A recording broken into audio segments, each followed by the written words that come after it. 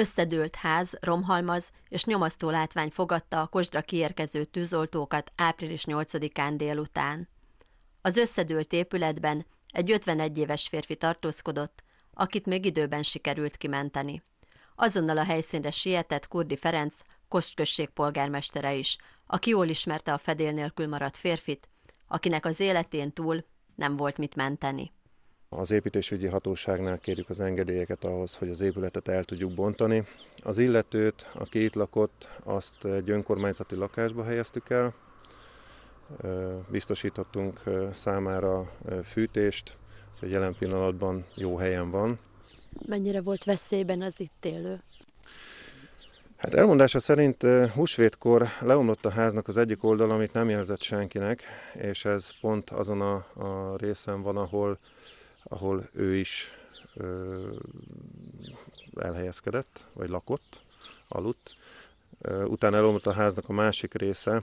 Azt gondolom, hogy nagy veszélyben volt. Ezek vályogépületek, ugye ez a mostani időjárás is közrejátszott abban, hogy leomlottak tulajdonképpen ezek a falak. Lehet látni, hogy megnyíltak, hogy alááztak, de úgy látom, hogy a többi épület az jelen pillanatban nincs ilyen állapotban. Mikor épültek ezek a házak itt körülöttünk?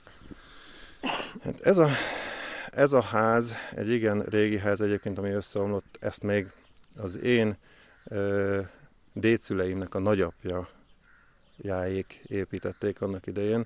Tehát ki lehet számolni, ez valamikor a század elején épülhetett éppen.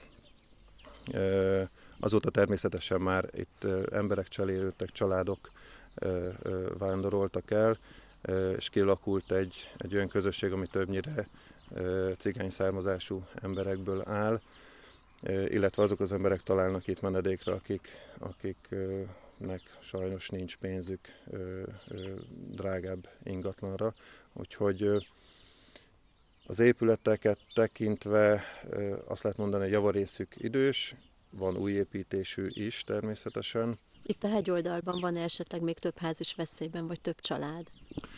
Hát itt velem szemben is van egy ház, ami nincs jó állapotban, tehát ez is egy olyan ingatlan, ami veszélyeztet van.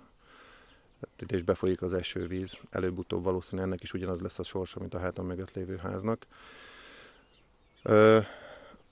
Hát látszik, hogy az utca az nincs megfelelően ellátva a vízelvezetési oldalról, bár az itt lakók, illetve az önkormányzat a tavalyi évben próbálta megoldani az utca kérdést, és próbálta a vízelvezetést is némelyest rendezni. Én azt gondolom, hogy a többi ház jelen pillanatban nincs veszélyben. Egy közösségi oldalon megjelent, hogy a jobbikos polgármester menti a roma származású embert. Mit szólt ehhez? Számomra ez az ember is ugyanolyan ember, mint a többi. Hogyha bajban van, akkor segíteni kell rajta. Nem hiszem, hogy többet tudtunk volna adni mondjuk egy nem roma származású embernek, mint amennyit biztosítottunk számára. A porta környékét figyelmeztető sárga szalagok övezik.